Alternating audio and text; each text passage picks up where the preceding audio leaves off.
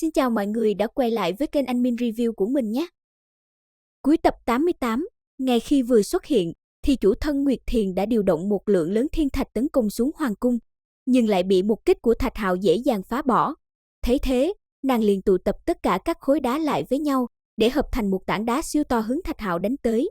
Đối mặt với công kích này, chiến kích trong tay Thạch Hạo liền chém ra, theo đó một con thiên long xuất hiện. Mà dưới thế công của nó, khối đá kia lập tức bị đánh vỡ tan, rồi con thiên long này liền hướng chủ thân Nguyệt Thiền đánh tới. Cứ ngỡ dưới một đòn này là có thể hạ được chủ thân kia, nhưng ai ngờ, chỉ bằng một ngón tay nàng ta đã nhẹ nhàng tiêu diệt được con thiên long đang đánh tới. Về phía Thạch Hạo, thấy đối phương đã đến tận địa bàn của mình khiêu chiến như thế, thì nó liền dẫn theo thứ thân Nguyệt Thiền lao lên bầu trời đối chiến. Bằng vào thân pháp nhanh nhẹn của mình, Thạch Hạo rất dễ dàng vượt qua số thiên thạch đang lao tới kia, trong chớp mắt nó đã xuất hiện trước mặt chủ thân Nguyệt Thiền rồi. Đứng đối diện với chủ thân Nguyệt Thiền, Thạch Hạo liền nhận ra cô gái này rất mạnh, mạnh đến nỗi không thể tưởng tượng được. Thế là chiến y bất diệt kim thân lập tức xuất hiện trên người Thạch Hạo, đồng thời bảo ấn nhân hoàng cũng lơ lửng trên đầu nó. Thấy thế, chủ thân Nguyệt Thiền liền ra tay trước.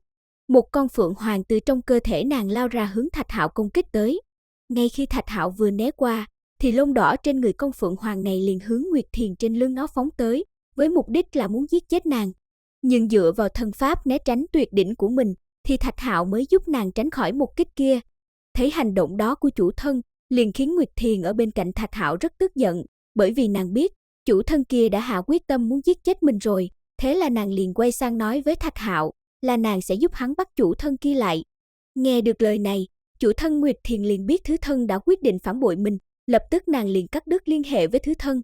Sau đó, nàng liền thi triển ra bảo thuật của Long tộc, theo đó một con chân long liền xuất hiện trước người nàng, rồi lập tức hướng Thạch Hạo đánh tới.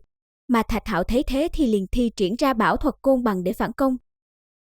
Ngay khi hai bảo thuật thập hung thời thái cổ va chạm với nhau, chỉ nghe thấy một tiếng rồng ngâm vang lên, thì đã thấy chân long kia bị hất bay ra ngoài, còn côn bằng thì cũng lảo đảo lùi về phía sau. Lúc này, Nguyệt Thiền ở sau lưng Thạch Hạo lập tức nói, bảo thuật chân long của nàng không hoàn chỉnh, ta sẽ chỉ cho ngươi cách phá bảo thuật của nàng ta. Ở dưới chỉ điểm của thứ thân Nguyệt Thiền, thì chân thân của nàng ta liền bị Thạch Hạo đánh cho tơi bời hoa lá. Mặc dù chân thân này thi triển ra rất nhiều thủ đoạn để đối phó với Thạch Hạo, nhưng đều bị thứ thân Nguyệt Thiền ở sau Thạch Hạo chỉ cho cách phá bỏ hết. Mà trong lúc giao thủ với chủ thân kia, Thạch Hạo liền nắm được cơ hội để thi triển ra sức mạnh luân hồi của Chí Tôn Cốt, đem nàng ta biến thành một đứa bé. Phát hiện ra biến hóa trên người, chủ thân kia liền thi triển ra bổ thiên thuật để chống lại.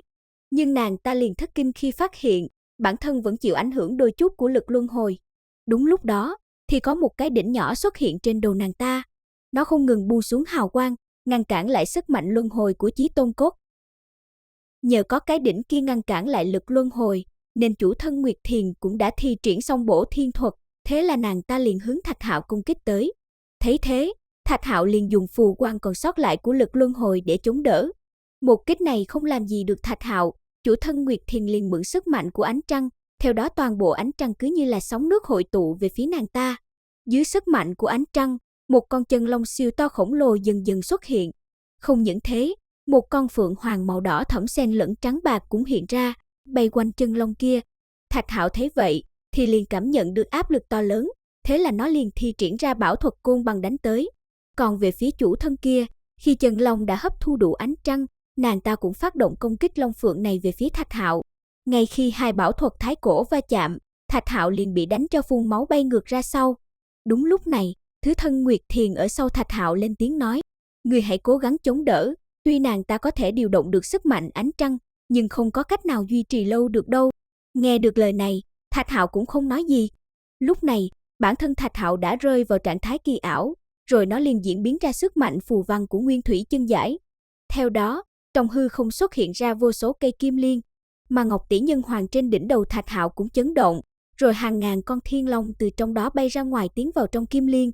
Trong khoảnh khắc này, toàn bộ kim liên đều rung động, mang theo khí tức của đại đạo hướng ánh trăng trên bầu trời đánh tới. Nội dung của tập này đến đây là kết thúc rồi. Xin chào và hẹn gặp lại mọi người trong tập sau nha.